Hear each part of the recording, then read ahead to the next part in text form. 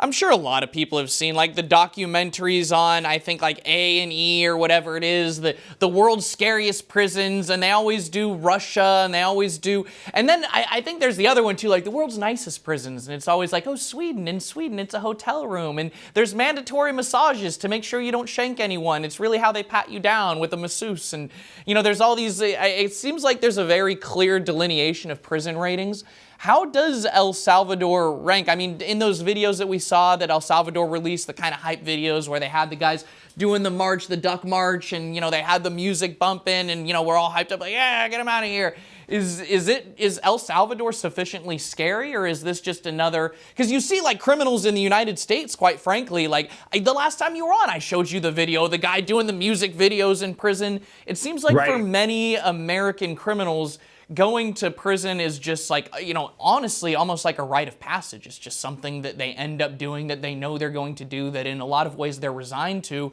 Do you feel like a prison in El Salvador is sufficiently scary to actually work against these guys? Or is this just going to be, well, jail is jail?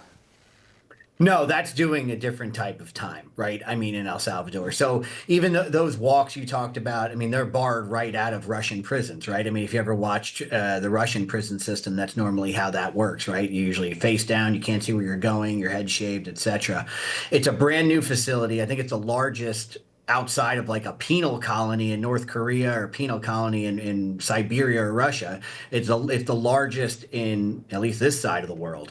It's brand new. They say it's escape proof, and it certainly looks that way. And I imagine they shoot you on sight if you try to escape.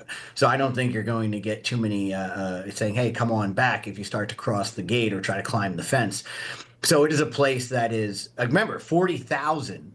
40,000 is a lot of, 40,000 is more people, more residents than the city of Atlantic City, New Jersey, right? So just think of how many people there are in this single prison, and think about the kind of strictures and control on it. This is the kind of place where we don't hear about escapes, and we don't hear about contraband. We don't hear about cell phones getting out. We don't hear about witnesses being killed from that location. So I have a feeling this is going to send a different type of message to these detainees. No prison TikTok from there. I'm going to have to be scrolling a long time before I see those Probably Instagram not. videos. You're stuck with the American prisons for that. That's okay. Like 40,000 people in Atlantic City? That's surprising me. There's cities in California with 40,000 illegal immigrants in them. Yeah. That just gives you an idea of the scale and size. And just for comparison, if you see a prison with 1,000 beds, right, that's a pretty big place. If you see a prison with 3,000 beds in America, that's a big prison.